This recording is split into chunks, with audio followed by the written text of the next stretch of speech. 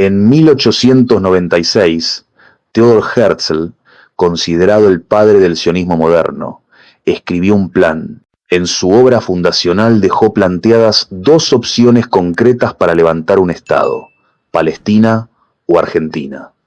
Esa frase quedó enterrada en un libro, pero nunca desapareció de la mesa de los poderosos. Y desde entonces, el sur de nuestro país dejó de ser simplemente Patagonia, para transformarse en el tablero secreto de los mercaderes. Herzl lo escribió sin rodeos: Palestina por su valor simbólico y religioso, Argentina por su fertilidad, su clima y su extensión. Incluso dejó asentado que en Argentina se les daría una tierra inmensamente fértil, con un clima templado. Ese antecedente quedó impreso en los textos iniciales de ese proyecto político, y desde entonces nunca desapareció.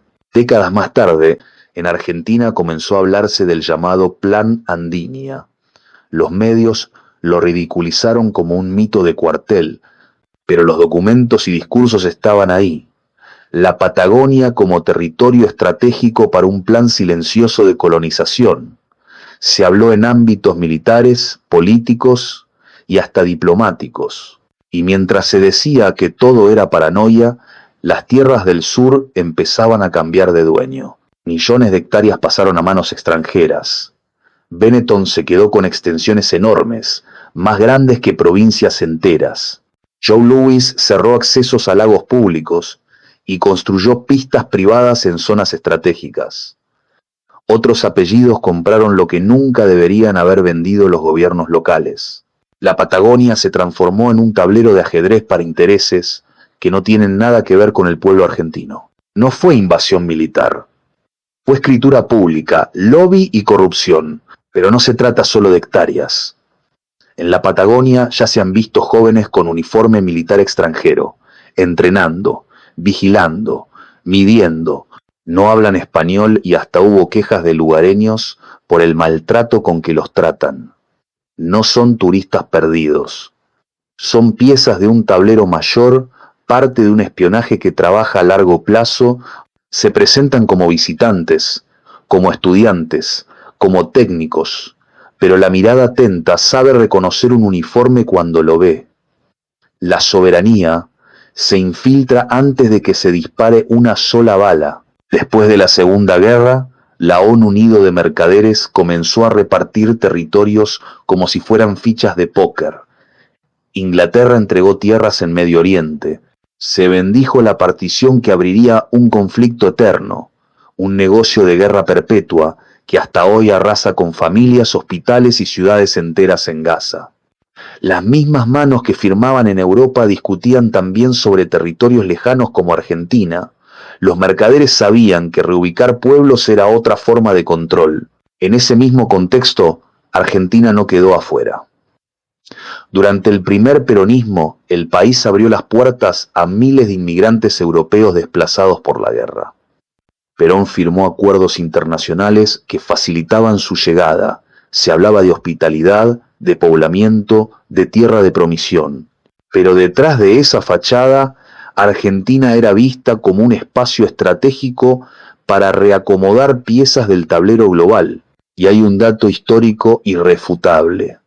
En 1947, Argentina votó en la ONU a favor de la partición de Palestina, una decisión que allanó el camino para la creación del Estado de Israel en 1948. Es decir, Perón también fue parte de esa maquinaria global.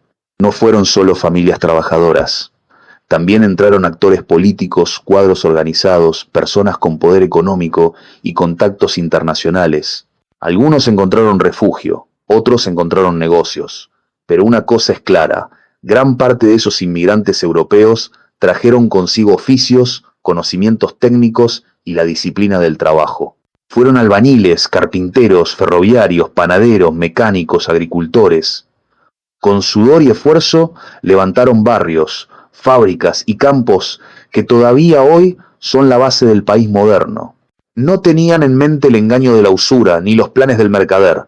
Venían con la cultura del trabajo. Esos pueblos nos dieron también una identidad, una manera de entender la vida de construir comunidad y de proyectar un futuro distinto al que hubiéramos tenido sin ellos. Y lo hicieron bajo un bastión común que unió a toda Europa durante siglos, el cristianismo. Una bandera de valores verdaderos que no se usaba como negocio, sino como raíz espiritual y cultural capaz de dar cohesión a pueblos diferentes. No levantaron comunidades egoístas con un solo interés en sí mismos. Trabajaron por el futuro de su nueva nación, con respeto y con la mirada puesta en dejar a sus hijos un país más fuerte y soberano. Pero la Patagonia, con su extensión descomunal, aparecía una y otra vez en mapas y conversaciones diplomáticas como un territorio disponible. Y ahí volvemos al punto clave. Mientras muchos vinieron a trabajar y a construir, otros vinieron con agenda política, con contactos financieros y con la mira puesta en transformar a la Argentina en un tablero de intereses extranjeros. Y hay un detalle que nunca aparece en los noticieros. Sospechosamente, no solo en Argentina, sino en todo el mundo, cada presidente y cada jefe de Estado, apenas asume, corre a rendir pleitesía en Israel.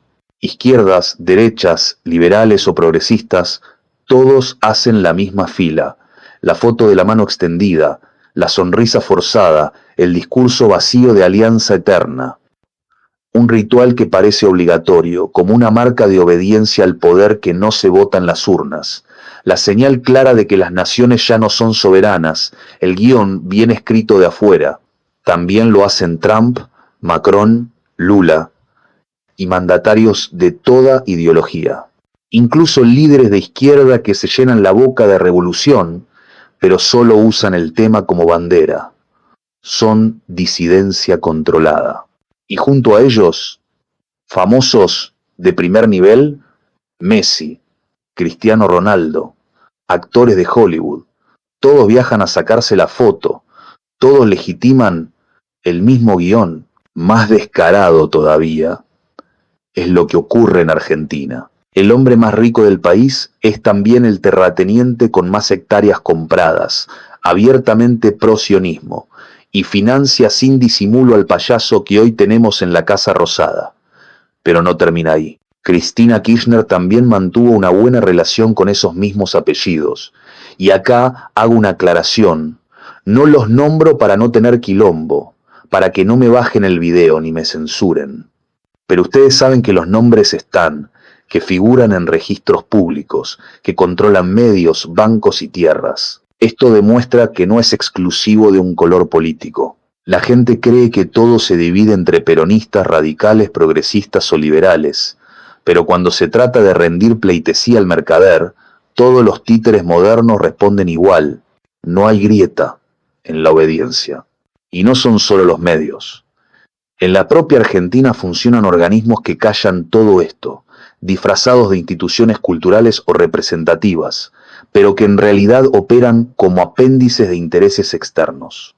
Hablan en nombre de la memoria, de la seguridad, de la justicia, pero cuando alguien se atreve a cuestionar al mercader, su tarea es inmediata: silenciar, perseguir, señalar. Son estructuras que se presentan como parte de la Argentina, pero en verdad actúan como algo ajeno a lo argentino, imponiendo agenda, decidiendo qué se puede decir y qué no, y marcando a cualquiera que se salga del guión. No defienden la soberanía, la condicionan, y mientras tanto, los políticos de turno agachan la cabeza y obedecen. Se habla de antisemitismo, como si el término tuviera una base sólida, pero en realidad es una trampa del lenguaje. Históricamente, los semitas no se definen por un partido moderno ni por una bandera, sino por su linaje y su sangre, por pertenecer a pueblos que hablan lenguas semíticas y que mantienen esa herencia milenaria. Árabes, arameos, fenicios, asirios, etíopes, yemeníes, todos forman parte de esa raíz. No es un invento reciente, es una continuidad de sangre, lengua y cultura que viene desde la antigüedad. Sin embargo, con el paso de los siglos, el término fue capturado y torcido. En Europa Oriental, Comunidades que ya no tenían nada de semita en la sangre ni en la lengua pasaron a colocarse bajo esa etiqueta. No hablaban arameo ni árabe, ni siquiera lenguas derivadas. Hablaban idiomas europeos, con raíces germánicas o eslavas. Su vínculo no era sanguíneo ni cultural, era político. Ahí nace la contradicción. Hoy, cuando alguien cuestiona al mercader, lo acusan de antisemita. Pero los verdaderos semitas son sobre todo los pueblos árabes del Medio Oriente, los que todavía conservan en la sangre, en la lengua y en la cultura una herencia de miles de años. En la práctica, el término se vació de su sentido real y se convirtió en un arma política para silenciar cualquier crítica. En pleno siglo XX, el poder que levantaba esa bandera incorporó dentro de sus propias tropas a hombres de Medio Oriente y pueblos árabes. Es decir, quienes decían combatir a los semitas estaban peleando codo a codo con semitas reales, una estupidez histórica que demuestra que el término fue manipulado y vaciado de sentido desde el principio. Y no solo eso, en sus filas hubo africanos, hindúes, todos bajo la misma bandera. Mientras tanto, en Estados Unidos, los afroamericanos seguían segregados y en la Unión Soviética no había ni uno solo de ellos en sus ejércitos. Paradójico, si pensamos en cómo se lo vende hoy al mundo. Y si no me crees, busca quién fue Jesse Owens. Y hoy, la ridiculez continúa. Muchos repiten insultos y etiquetas sin pensar, y llegan al extremo de señalar como enemigo a un líder en Medio Oriente, usando la misma palabra que definía a quienes en teoría odiaban a los semitas. Un disparate absoluto. La etiqueta se volvió un arma arrojadiza tan contradictoria que ya ni tiene relación con la historia ni con la realidad. Hoy, Gaza es el espejo donde se refleja todo este plan. Bombardeos, familias reventadas, hospitales destruidos, ciudades enteras reducidas a escombros. Las víctimas civiles son la cara más brutal de un sistema que necesita despojar para existir. Y mientras tanto, hoy en Europa vemos otra cara del mismo juego. La llegada masiva de poblaciones árabes no surge de la nada. Es promovida, financiada y permitida por los mismos títeres de siempre, serviles al mercader, que buscan desarmar la identidad europea con la excusa de la solidaridad. Un proceso que no es espontáneo, sino programado en oficinas y organismos internacionales hace décadas. Se habla de religión, de seguridad, de terrorismo, pero en el fondo es el mismo mecanismo de siempre. Territorios disputados, pueblos expulsados, mercaderes enriqueciéndose. La creación de grupos como Hamás, las divisiones internas, las ocupaciones y los desplazamientos no fueron casualidades.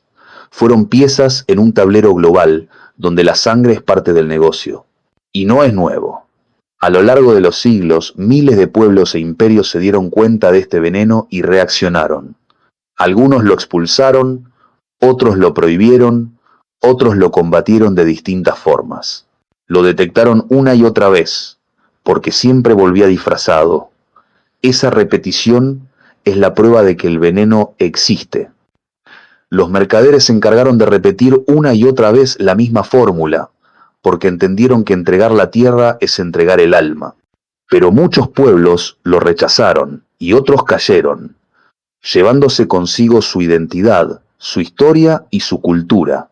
Ese mismo veneno hoy late en nuestras fronteras, disfrazado de inversión, respaldado por medios obedientes y ejecutado por políticos que firman entregas en nombre del desarrollo.